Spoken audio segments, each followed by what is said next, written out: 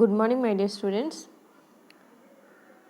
మీకు థర్డ్ యూనిట్లో జిఎస్టీకి సంబంధించినటువంటి కాన్స్టిట్యూషనల్ అమెండ్మెంట్స్ అంటే గూడ్స్ అండ్ సర్వీస్ ట్యాక్స్లో జిఎస్టీని భారతదేశంలో ప్రవేశపెట్టడానికి మన భారత రాజ్యాంగంలో జరిగినటువంటి కొన్ని రాజ్యాంగ సవరణల గురించి ఇప్పుడు మనం ఈరోజు ఈ క్లాస్లో డిస్కస్ చేసుకోబోతున్నాం.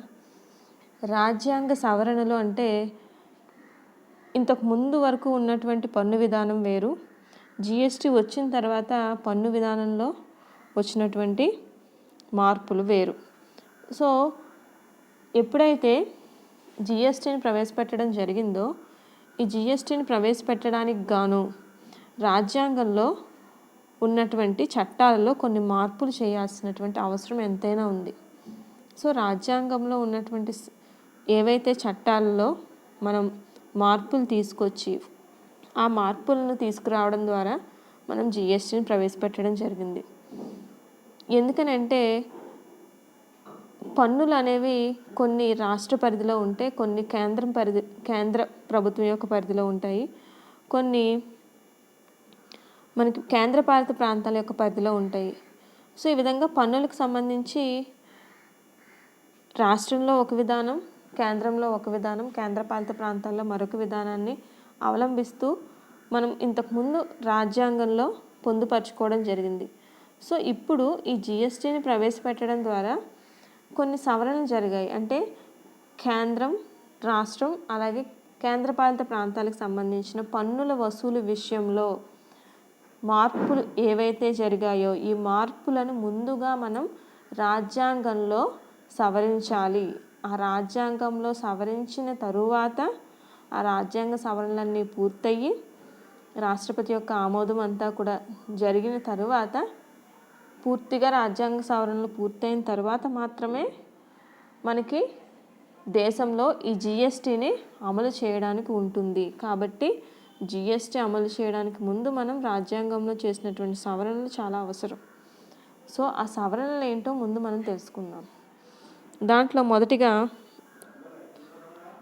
Article 246A. ఆర్టికల్ 246A ఏం చెప్తుంది అంటే, అంతకుముందు వరకు కూడా ఆర్టికల్ 246A అనేది లేదు. జిఎస్టీని ప్రవేశపెట్టడం ద్వారా ఆర్టికల్ 246Aని భారత రాజ్యాంగంలో తీసుకురావడం జరిగింది.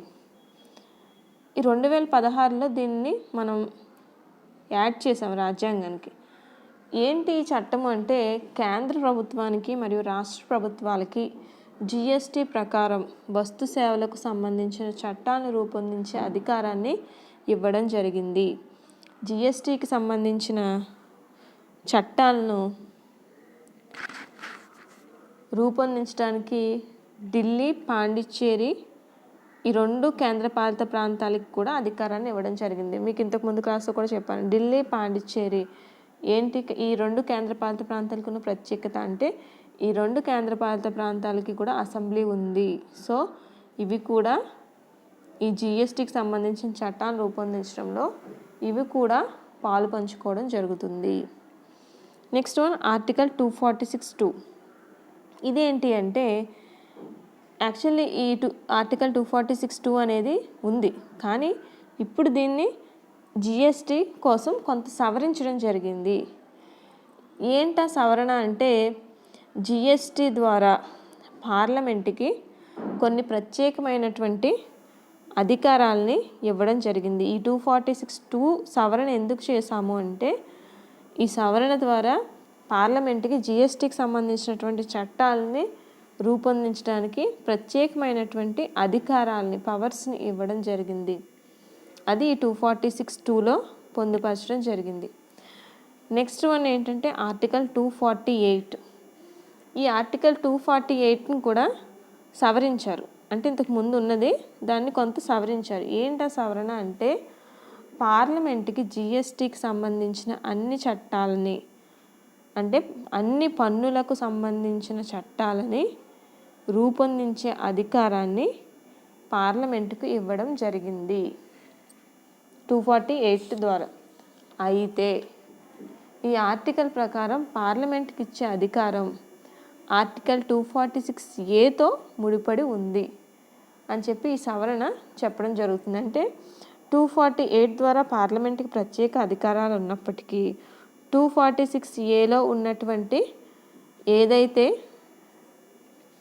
ఆర్టికల్లో మనం పొందుపరిచినటువంటి విషయాన్ని వాటితో ముడిపడి మాత్రమే ఈ 248లో ఉన్న అధికారాలని పార్లమెంటు వినియోగించుకోవచ్చు అని చెప్పి ఆర్టికల్ 248లో చెప్పడం జరిగింది.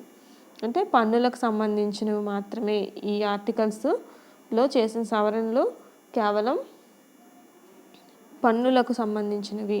అవి ప్రత్యక్ష అవ్వచ్చు, పరోక్షం అవ్వచ్చు, GST అవ్వచ్చు, ఏవైనా కానీ ఇవి పన్నులకు సంబంధించిన సవరణలు. Next article 250.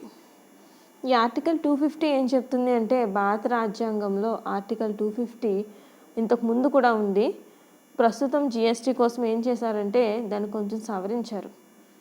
ఏంటా సవరణ అంటే పార్లమెంట్కి GSTకి సంబంధించి ఎమర్జెన్సీ పవర్స్ని కూడా ఇవ్వడం జరిగింది.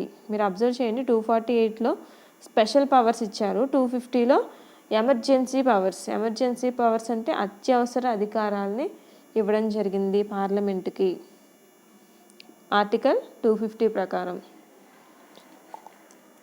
అంటే GSTకి సంబంధించి చట్టాలను తయారు చేసేటప్పుడు అత్యవసరంగా అవసరమైనప్పుడు ఎమర్జెన్సీ పవర్స్ని యూజ్ చేసుకునే అధికారం కూడా పార్లమెంట్కి ఉంటుంది ఆర్టికల్ 250 ప్రకారం. Next one article 268. ఈ ఆర్టికల్ 268 కూడా ఇంతకు ముందు ఉన్నదే, ప్రస్తుతం GST కోసం ఏం చేసామంటే దాన్ని కొంచెం సవరించడం జరిగింది.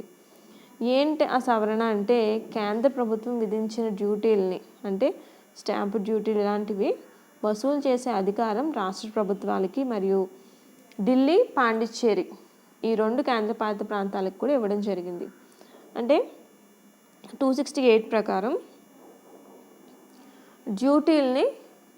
డ్యూటీ అంటే మీకు సుంకాలని చెప్పి ఇంతకుముందు చెప్పాం. ఈ సుంకాలని స్టాంపు సుంకం ఇలాంటి సుంకాలను వసూలు చేసే అధికారం రాష్ట్ర ప్రభుత్వాలకు ఉంది. అలాగే ఢిల్లీ, పాండిచ్చేరి వంటి కేంద్రపాలిత ప్రాంతాలకు కూడా ఇవ్వడం జరిగింది.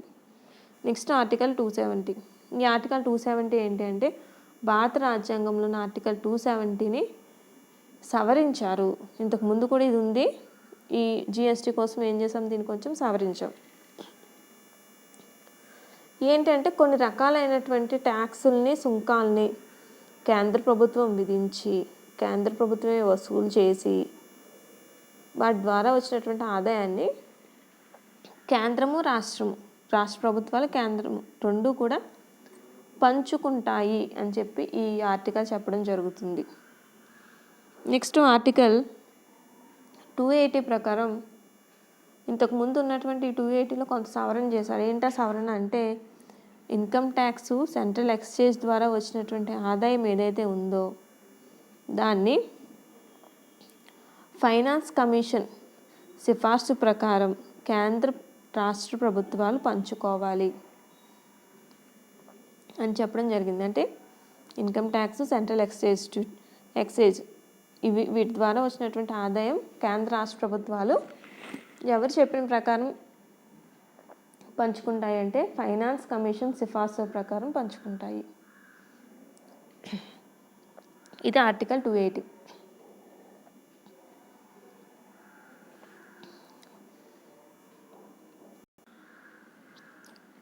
Next article 269A(1).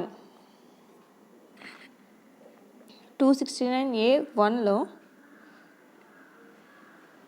ఇది ఇంతకుముందు లేదు, ఇప్పుడే దీన్ని కొత్తగా రాజ్యాంగంలో చేర్చడం జరిగింది. ఎందుకు చేర్చారంటే ఇది IGST గురించి ఈ ఆర్టికల్ని యాడ్ చేయడం జరిగింది. ఏంటంటే IGST ద్వారా కేంద్ర ప్రభుత్వానికి వచ్చిన ఆదాయాన్ని GST కౌన్సిల్ సూచనల మేరకు కేంద్ర, రాష్ట్ర ప్రభుత్వాలు పంచుకోవాలి. ఇది కేంద్ర పాలిత ప్రాంతాలైనటువంటి ఢిల్లీ, పాండిచ్చేరీలు వీటికి కూడా వర్తిస్తుంది అని చెప్పి ఆర్టికల్ చెప్తుంది. Next article 271. ఈ ఆర్టికల్ ఏం చెప్తుంది అంటే ఇది ఇంతకు ముందు ఉన్నది, ఇప్పుడు మనం సవరించడం జరిగింది. కేంద్ర ప్రభుత్వం కొన్ని ట్యాక్సులు మరియు డ్యూటీలపై సర్ఛార్జీలను విధించవచ్చు. అంటే సర్ఛార్జీలు విధించే అధికారం కేంద్ర ప్రభుత్వానికి ఈ ఆర్టికల్ ద్వారా లభిస్తుంది. ఆ సర్ఛార్జీల ద్వారా వచ్చినటువంటి ఆదాయాన్ని కేంద్ర ప్రభుత్వమే ఉంచుకోవడం జరుగుతుంది. ఈ సర్ఛార్జీ ద్వారా వచ్చినటువంటి ఆదాయం రాష్ట్రాలకి పంచడం అనేది జరగదు అని చెప్పి ఈ ఆర్టికల్లో పొందుపరచడం జరిగింది. Thank you.